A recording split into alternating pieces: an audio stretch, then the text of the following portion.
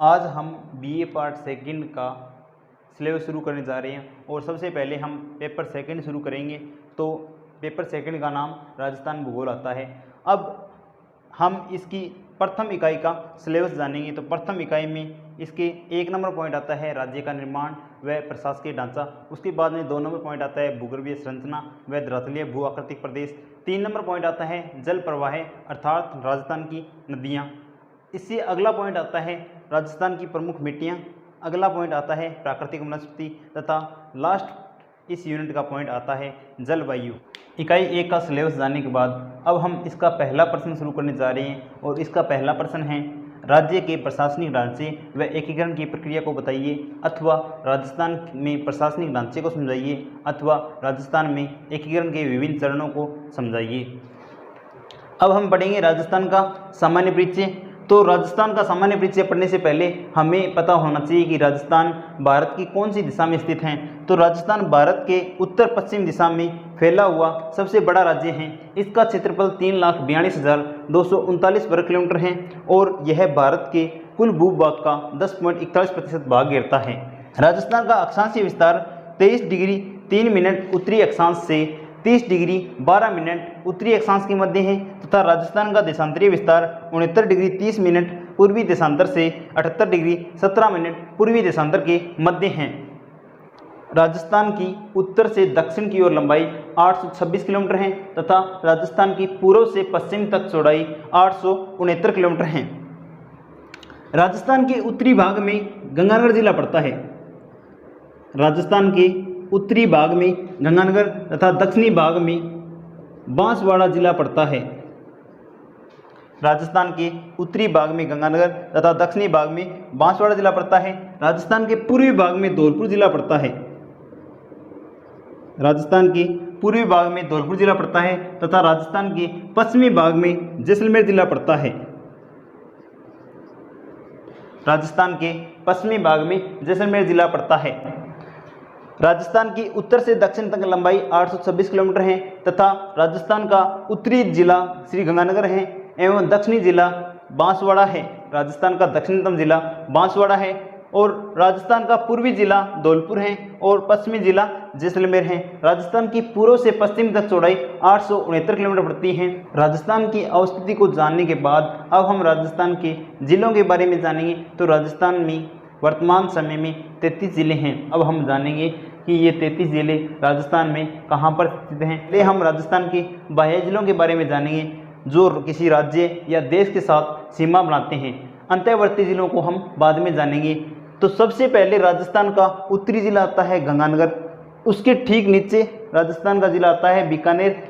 आगे चलेंगे तो राजस्थान का पश्चिमी जिला जैसलमेर आता है। इससे ठीक राजस्थान के पश्चिमी जिले जैसलमेर से ठीक नीचे जिला आता है बाड़मेर। बाड़मेर से नीचे जालौर, जालौर से नीचे सिरोही, सिरोही से नीचे उदयपुर, फिर डूंगरपुर, डूंगरपुर से आगे राजस्थान का दक्षिण जिला, राजस्थान का दक्षिणी जिला आता है बांसवाड़ा। बांसवाड़ा से ऊपर प्रतापगढ़, प्रतापगढ़ से आगे चित्तौड़गढ़, चित्तौड़गढ़ से आगे भीलवाड़ा, आगे कोटा, झालावाड़, बारां, सवाईमाधोपुर, करौली और राजस्थान का पूर्वी जिला आता है धौलपुर। राजस्थान का पूर्वी जिला आता है धौलपुर। इससे ऊपर जाता है राजस्थान का जिला, इससे ऊपर राजस्थान का जिला भरतपुर आता है। भरतपुर से ऊपर अलवर, आगे जयपुर जो राजस्थान का राजधानी मुख्यालय है, आगे सीकर, झुंझुनू, सीकर, झुंझुनू, चूरू और हनुमान। अब हम राजस्थान के अंतर्वर्ती जिलों के बारे में अध्ययन करेंगे। तो सबसे पहले जिला आता है जोधपुर, उससे ठीक आगे नागौर, आगे अजमेर जिसे राजस्थान का हृदय कहा जाता है, अंडों की टोकरी कहा जाता है, राजस्थान का नक्का कहा जाता है, भारत का मक्का मदीना कहा जाता है। आगे जिला आता है टोंक, जयपुर के पास जिला आता है दौसा और टोंक से नीचे जिला आता है बूंदी। आगे जिले राजसमंद और पाली। इस प्रकार राजस्थान के 33 जिलों की अवस्थिति हैं। अब हम राजस्थान के जिलों को जानने के बाद राजस्थान के निकटवर्ती राज्य और देश को जानेंगे। तो राजस्थान की कुल स्थलीय सीमा 5920 किलोमीटर है। राजस्थान की कुल स्थलीय सीमा 5920 किलोमीटर है। इसमें से अंतर्राष्ट्रीय सीमा 1070 किलोमीटर है। इसमें से अंतर्राष्ट्रीय सीमा 1070 किलोमीटर है जो पाकिस्तान देश के साथ लगती हैं। तो सबसे पहले राजस्थान के उत्तरी भाग में भारत का पंजाब राज्य लगता है। राजस्थान के उत्तरी भाग में पंजाब राज्य लगता है और यह सबसे कम स्थलीय सीमा का निर्माण करता है, 89 किलोमीटर। राजस्थान के उत्तरी भाग में पंजाब राज्य की सीमा लगती है और यह सबसे कम अंतर राज्य सीमा का निर्माण करता है, 89 किलोमीटर। ठीक इसके बाद राजस्थान के उत्तरी पूर्वी दिशा में हरियाणा राज्य की सीमा लगती है। राजस्थान के उत्तरी पूर्वी दिशा में हरियाणा राज्य की सीमा लगती है और यह भरतपुर तक लगती है। राजस्थान के उत्तरी पूर्वी दिशा में हरियाणा की सीमा लगती है जो हनुमानगढ़ से शुरू होकर भरतपुर तक लगती है। इसके बाद में राजस्थान के पूर्वी दिशा में उत्तर प्रदेश की सीमा लगती है। राजस्थान के पूर्वी दिशा में उत्तर प्रदेश की सीमा, राजस्थान के पूर्वी भाग में उत्तर प्रदेश की सीमा लगती है और यह राजस्थान के साथ 2 जिलों की सीमा बनाता है। आगे बढ़ें तो राजस्थान के दक्षिणी पूर्वी भाग में मध्य प्रदेश की सीमा लगती है।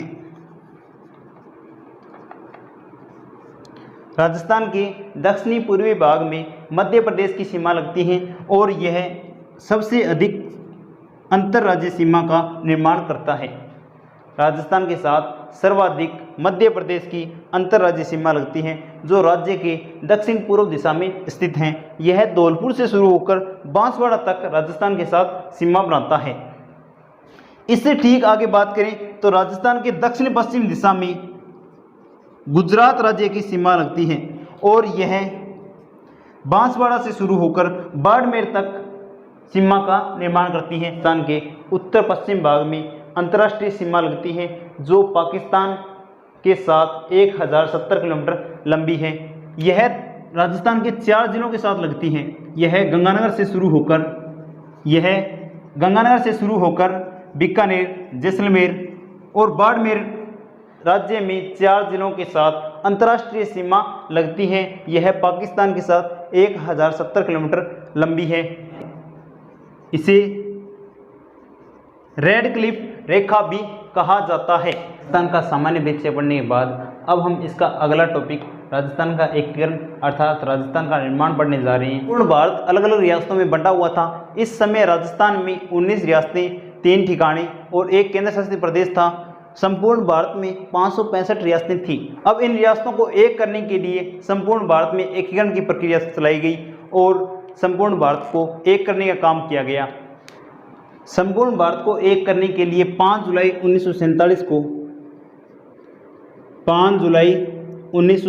को रियासती सचिवालय की स्थापना की गई। और इस रियासती सचिवालय का सचिव वीपी मेनन को बनाया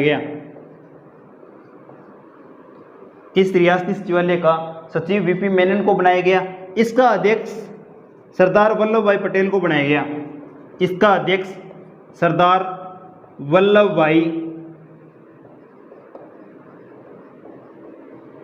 को बनाया गया। राजस्थान का एकीकरण 1948 से 1956 तक चला। राजस्थान का एकीकरण 7 चरणों में संपन्न हुआ जो इस प्रकार हैं। राजस्थान के एकीकरण का प्रथम चरण मत्स्य संघ था जो 18 मार्च 1948 को संपन्न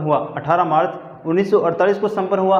राजस्थान के एकीकरण का दूसरा चरण पूर्व राजस्थान था जो 25 मार्च 1948 को संपन्न हुआ। राजस्थान के एकीकरण का तीसरा चरण संयुक्त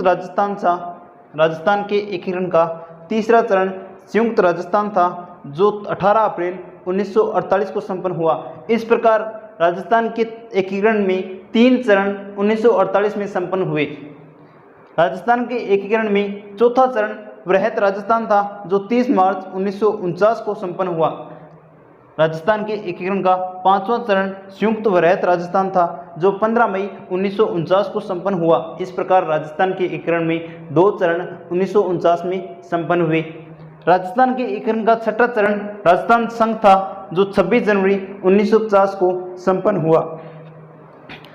राजस्थान के एकीकरण का 7वां चरण 1 नवंबर 1956 को संपन्न हुआ था और इस दिन राजस्थान अपने वर्तमान स्वरूप में उभरकर सामने आ गया था। अब हम राजस्थान के एकीकरण के विभिन्न चरणों को गहन रूप से अध्ययन करेंगे। राजस्थान के एकीकरण के प्रथम चरण का नाम मत्स्य संघ रखा गया और यह 18 मार्च 1948 को संपन्न हुआ। राजस्थान के एकीकरण के पहले चरण में अलवर, भरतपुर, धौलपुर, करौली तथा एक चिप ठिकाना नीमराणा ने भाग लिया था। राजस्थान के एकीकरण के पहले चरण की राजधानी अलवर को बनाया गया था। राजस्थान के एकीकरण के पहले चरण में राजप्रमुख का पद उदय भान सिंह को दिया गया था। उदय भान सिंह को दिया गया था। राजस्थान के एकीकरण के पहले चरण में प्रधानमंत्री का पद शोभाराम कुमावत को दिया गया था।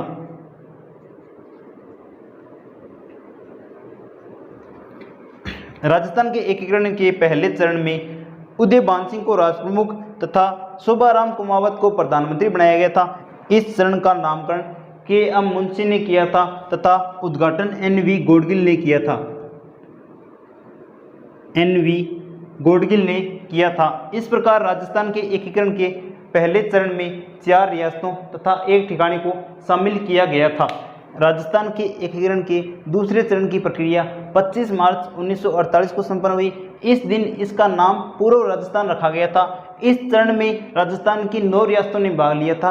कोटा, झालावाड़, बांसवाड़ा, बूंदी, डूंगरपुर, किशनगढ़, शाहपुरा, टोंक, प्रतापगढ़। इस चरण में राजस्थान की 9 रियासतों ने भाग लिया था। कोटा, झालावाड़, बांसवाड़ा, बूंदी, प्रतापगढ़, टोंक, शाहपुरा, किशनगढ़, डूंगरपुर। इनके अलावा इस चरण में राजस्थान के एक ठिकाने कुशलगढ़ ने भाग लिया था। इन 9 रियासतों के अलावा राजस्थान के एकीकरण के दूसरे चरण में कुशलगढ़ ठिकाने ने भाग लिया था। इस चरण की राजधानी कोटा को बनाया गया। राजस्थान के एकीकरण के दूसरे चरण की राजधानी कोटा को बनाया गया। इस चरण में राजप्रमुख का पद भीम सिंह को दिया गया। इस चरण में राजप्रमुख का पद भीम सिंह को दिया गया। इस चरण में राजप्रमुख भीम सिंह को बनाया गया। प्रधानमंत्री गोकुल लाल असावा को बनाया गया। प्रधानमंत्री गोकुल लाल असावा को बनाया गया। राजस्थान के एकीकरण के दूसरे चरण में कोटा को राजधानी बनाया गया तथा राजप्रमुख का पद भीम सिंह को एवं प्रधानमंत्री का पद गोकुल लाल असावा को दिया गया। इस चरण का नामकरण भी के.एम. मुंशी के द्वारा किया गया और इस चरण का उद्घाटन N.V. गोडगिल ने किया था। राजस्थान के एकीकरण के दूसरे चरण में राजस्थान की 9 रियासतों ने भाग लिया था। कोटा, झालावाड़, बांसवाड़ा, बूंदी, डूंगरपुर, किशनगढ़, शाहपुरा, टोंक, प्रतापगढ़। इन रियासतों के अलावा राजस्थान के इस चरण में कुशलगढ़ ठिकाने ने भाग लिया था। इस चरण की राजधानी कोटा को बनाया गया था। राजस्थान के एकीकरण के दूसरे चरण की राजधानी कोटा को बनाया गया था तथा इस चरण में राजप्रमुख का पद भीम सिंह को दिया गया। प्रधानमंत्री गोकुललाल असावा को बनाया गया तथा नामकरण के.एम. मुंशी ने किया था और इस चरण का उद्घाटन भी N.V. गोडगिल करने आता है। राजस्थान के एकीकरण का तीसरा चरण संयुक्त राजस्थान था और यह 18 अप्रैल 1948 को संपन्न हुआ था। इस दिन पूर्व राजस्थान के साथ उदयपुर रियासत का विलय किया गया था। इस दिन पूर्व राजस्थान के साथ उदयपुर रियासत का विलय किया गया था। उदयपुर अर्थात मेवाड़ रियासत। इस दिन पूर्व राजस्थान के साथ उदयपुर रियासत का विलय किया गया था अर्थात मेवाड़ रियासत। मेवाड़ रियासत राजस्थान की सबसे प्राचीन रियासत थी। मेवाड़ रियासत राजस्थान की सबसे प्राचीन रियासत थी। मेवाड़ रियासत राजस्थान की सबसे प्राचीन रियासत थी। सबसे नवीनतम रियासत झालावाड़ थी। राज्य की सबसे प्राचीन रियासत मेवाड़ थी और राज्य की सबसे नई रियासत झालावाड़ थी। इस चरण में राजधानी उदयपुर को बनाया गया। राजस्थान के एकीकरण के तीसरे चरण में उदयपुर को राजधानी बनाया गया। यहाँ राजप्रमुख का पद महाराजा भोपाल सिंह को दिया गया प्रधानमंत्री माणिक्यलाल वर्मा को बनाया गया। प्रधानमंत्री माणिक्यलाल वर्मा को बनाया गया। माणिक्यलाल वर्मा को बनाया गया। इस चरण का उद्घाटन राजस्थान के एकीकरण के तीसरे चरण का उद्घाटन जवाहरलाल नेहरू ने किया था।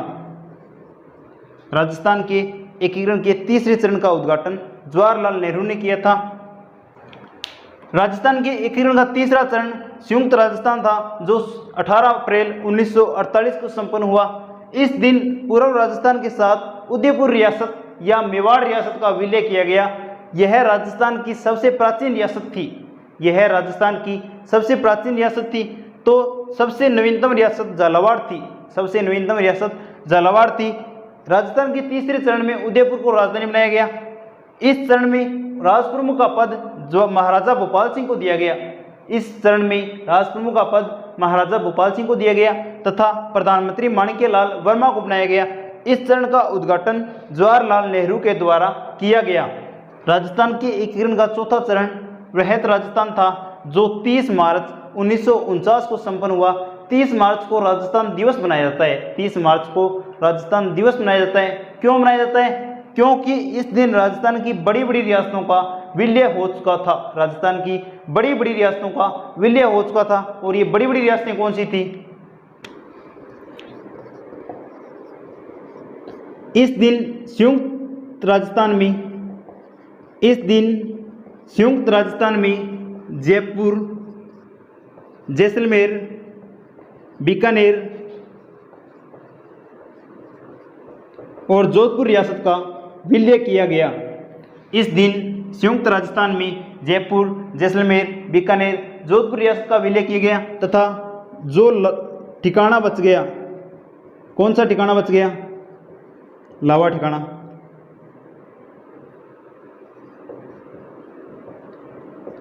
इस दिन संयुक्त राजस्थान में जयपुर, जैसलमेर, बीकानेर, जोधपुर रियासतों का विलय किया गया तथा एक ठिकाने लावा का विलय किया गया था। इस दिन राजस्थान के एकीकरण में 18 रियासतों ने भाग ले लिया था। इसी कारण 30 मार्च को राजस्थान दिवस मनाया जाता है, क्योंकि यहाँ पर बड़ी बड़ी रियासतों का एकीकरण संपन्न हो चुका है। अब एक समिति आती है, पी सत्यनारायण राव समिति। सत्यनारायण राव समिति आती है और इसकी सिफारिश पर राजधानी जयपुर को बनाया गया। न्याय विभाग जोधपुर को दिया गया। न्याय विभाग जोधपुर को दिया गया। खनन विभाग उदयपुर को दिया गया। खनन विभाग उदयपुर को दिया गया। वन विभाग कोटा को दिया गया। वन विभाग कोटा को दिया गया तथा शिक्षा विभाग बीकानेर को दिया गया। शिक्षा विभाग बीकानेर को दिया गया। शिक्षा विभाग बीकानेर को दिया गया और यह स्थायी कर दिए गए। राजस्थान के एकीकरण के चौथे चरण में पी सत्यनारायण राव समिति की सिफारिश पर जयपुर को स्थायी राजधानी बनाया गया। खनन विभाग उदयपुर को दिया गया। जयपुर को स्थायी राजधानी बनाया गया। खनन विभाग उदयपुर को दिया गया। शिक्षा विभाग बीकानेर को दिया गया तथा न्याय विभाग जोधपुर को और वन विभाग कोटा को दिया गया। एकीकरण के चौथे चरण में मानसिंह द्वितीय को राजप्रमुख का पद दिया गया। इस दिन प्रधानमंत्री का पद हीरालाल शास्त्री को दिया गया। हीरालाल शास्त्री को दिया गया। महाराजा प्रमुख, यहां पर महाराजा प्रमुख का पद भोपाल सिंह को दिया गया। राजस्थान के एकीकरण के चौथे चरण में पी सत्यनारायण राव समिति की सिफारिश हुई। क्यों सिफारिश हुई? क्योंकि इस दिन बड़ी बड़ी रियासतों का एकीकरण हो चुका था और पी सत्यनारायण राव समिति ने कहा कि अब राजस्थान को स्थायी राजधानी देने का समय आ गया है, स्थायी पद देने का समय आ गया है। तो इसकी सिफारिश पर राजस्थान के एकीकरण के चौथे चरण अर्थात राजस्थान को जयपुर राजधानी दी गई। खनन विभाग उदयपुर को दिया गया। शिक्षा विभाग बीकानेर को दिया गया। न्याय विभाग जोधपुर को दिया गया। वन विभाग कोटा को दिया गया तथा इसी समिति की सिफारिश पर राजप्रमुख का पद मानसिंह द्वितीय को दिया गया, प्रधानमंत्री का पद हीरालाल शास्त्री को दिया गया और महाराजा प्रमुख का पद भोपाल सिंह को दिया गया और राजस्थान के एकीकरण का 5वां चरण 15 मई 1949 को संपन्न हुआ। इसका नाम संयुक्त वृहत राजस्थान रखा गया था। इस दिन वृहत राजस्थान में मत्स्य संघ को मिलाया गया। राजस्थान के एकीकरण का 5वां चरण संयुक्त वृहत राजस्थान था जो 15 मई 1949 को संपन्न हुआ। इस दिन वृहत राजस्थान के साथ मत्स्य संघ में मिलाया गया। अब यहाँ पर एक समिति आती है, शंकरदेव राव समिति। इस समिति ने गहन अध्ययन किया था और इसने बताया कि राजस्थान की भरतपुर व धौलपुर रियासतें भाषाई समानता के आधार पर उत्तर प्रदेश में मिलना चाहती हैं। राजस्थान की भरतपुर व धौलपुर रियासतें इन्होंने सिफारिश की कि मत्स्य संघ को राजस्थान में मिला दिया जाए, तो इस दिन वृहत राजस्थान में मत्स्य संघ को मिलाया गया। इस प्रकार राजस्थान के एकीकरण के 5 चरण संपन्न होते हैं। राजस्थान के एकीकरण के 5 चरण संपन्न होने के बाद यह छठे चरण की ओर बढ़ता है। राजस्थान के छठे चरण का नाम राजस्थान संघ या राजस्थान रखा गया। यह चरण 26 जनवरी 1950 को संपन्न हुआ। इस दिन राजस्थान शब्द प्रथम बार विधिवत रूप से काम में लिया गया। इस चरण में संयुक्त वृहत राजस्थान के साथ सिरोही का विलय किया गया, आबू एवं देलवाड़ा को छोड़कर, क्योंकि आबू एवं देलवाड़ा राजस्थान के प्रमुख पर्यटक स्थल थे। इन्हें सरदार पटेल जी अपने राज्य गुजरात में मिलाना चाहते थे। इस प्रकार इन स्थानों को लेकर राजस्थान में एकीकरण की प्रक्रिया अब अटक गई थी। चरण 1 नवंबर 1956 को संपन्न हुआ। इस दिन राजस्थान अपने वर्तमान स्वरूप में उभरकर सामने आया। तो राजस्थान के एकीकरण के जो छठे चरण में प्रक्रिया अटकी थी, इसी प्रक्रिया को सुलझाने के लिए राज्य पुनर्गठन आयोग का गठन किया गया, अर्थात फैजल अली आयोग का गठन किया गया। राज्य पुनर्गठन आयोग अर्थात फैजल अली आयोग की सिफारिश पर राजस्थान संघ में केंद्र शासित प्रदेश अजमेर मेरवाड़ा, राजस्थान संघ में केंद्र शासित प्रदेश अजमेर मेरवाड़ा व सिरोही का बचा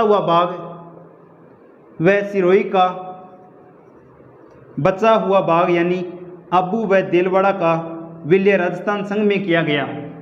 इनके अलावा मध्य प्रदेश का सुनेलटापा क्षेत्र राजस्थान को दिया गया तथा राजस्थान का सिरोंज क्षेत्र मध्य प्रदेश को दिया गया। इस प्रकार राजस्थान की एकीकरण की प्रक्रिया 7 चरणों से होकर वर्तमान स्वरूप में आती है। 7वें संविधान संशोधन 1956 के अनुसार राजप्रमुख का पद समाप्त कर राज्यपाल के पद का गठन किया गया और राजस्थान के प्रथम राज्यपाल सरदार गुरमुख निहाल सिंह को बनाया गया। इस प्रकार राजस्थान के एकीकरण की प्रक्रिया 7 चरणों में संपन्न हुई।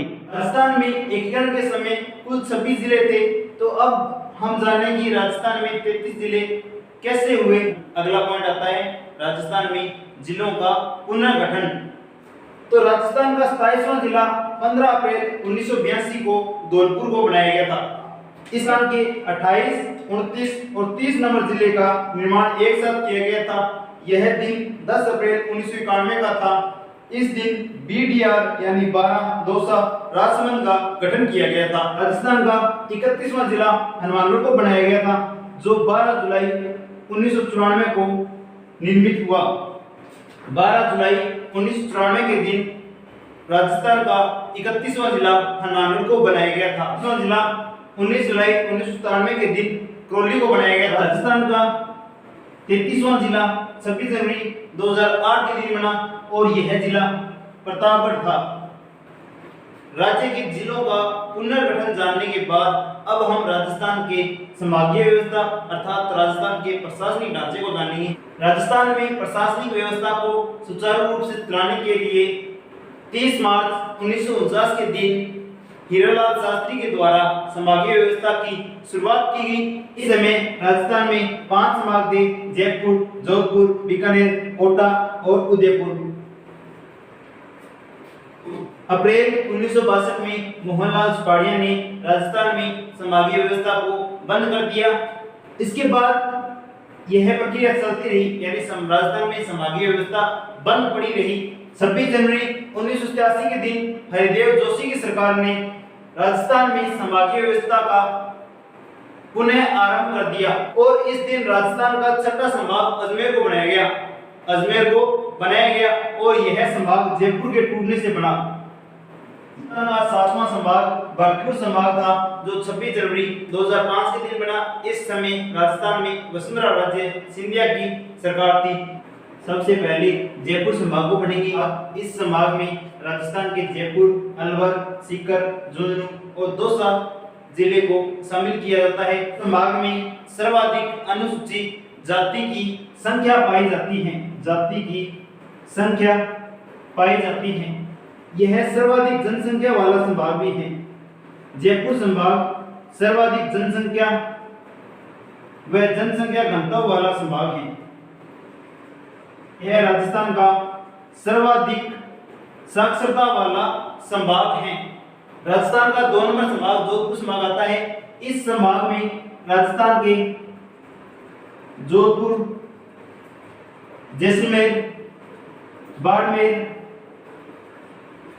पाली, जालौर और सिरोही को शामिल किया जाता है।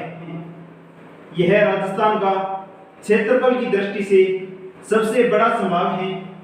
इसका क्षेत्रफल 1,17,801 वर्ग किलोमीटर है। इस संभाग में न्यूनतम जनसंख्या घनत्व पाया जाता है। यहाँ पर राजस्थान की न्यूनतम आर्द्रता पाई जाती है। यह संभाग राजस्थान का न्यूनतम आर्द्रता वाला संभाग है। आगे राजस्थान में सर्वाधिक तटीयवर्ती वाला संभाग भी जोधपुर है। 3 नंबर संभाग बीकानेर संभाग आता है। इस संभाग में बीकानेर, चूरू, हनुमानगढ़ और गंगानगर जिलों को शामिल किया जाता है। यह राजस्थान का उत्तरी संभाग है। बीकानेर संभाग राजस्थान में सबसे कम नदियों वाला संभाग है। बीकानेर संभाग में सर्वाधिक अनुसूचित जाति का प्रतिशत पाया जाता है। राजस्थान का 4 नंबर संभाग अजमेर संभाग आता है। इस संभाग में राजस्थान के अजमेर, भीलवाड़ा, नागौर, टोंक संभाग को शामिल किया जाता है। यह राजस्थान का मध्यवर्ती संभाग है। इस संभाग को राजस्थान का हृदय भी कहा जाता है और अजमेर संभाग का निर्माण जयपुर के विघटन से हुआ। 5 नंबर संभाग उदयपुर संभाग है। इस संभाग में राजस्थान के उदयपुर, डूंगरपुर, बांसवाड़ा, प्रतापगढ़, चित्तौड़गढ़ और राजमंद को शामिल किया जाता है। यह राज्य के दक्षिण दिशा में स्थित संभाग है। संभाग में सर्वाधिक लिंगानुपात पाया जाता है। उदयपुर संभाग में सर्वाधिक लिंगानुपात पाया जाता है। इसी संभाग में सर्वाधिक अनुसूचित जनजाति की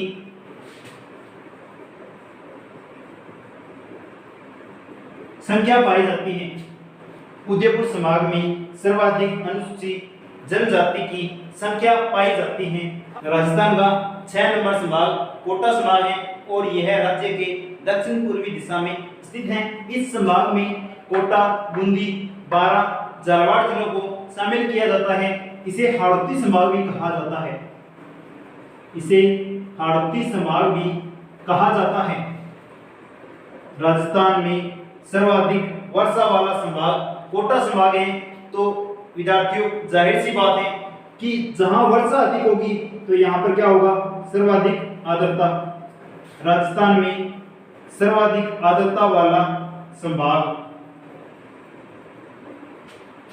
जब वर्षा अधिक होगी, आर्द्रता अधिक है, तो यहाँ पर सर्वाधिक उपजाऊ मिट्टी पाई जाएगी। राजस्थान में सर्वाधिक उपजाऊ मिट्टी वाला संभाग, मिट्टी वाला संभाग। यहाँ पर राजस्थान की सबसे कम जनसंख्या निवास करती है। राजस्थान की सबसे कम जनसंख्या वाला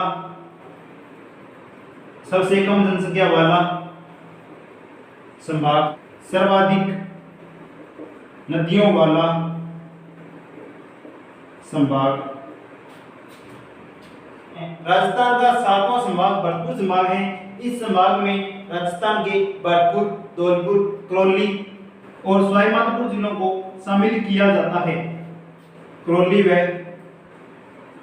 सवाईमाधोपुर जिलों को शामिल किया जाता है। यह नवीनतम संभाग है। इस संभाग में न्यूनतम लिंगानुपात पाया जाता है। यह राज्य का सबसे छोटा संभाग है।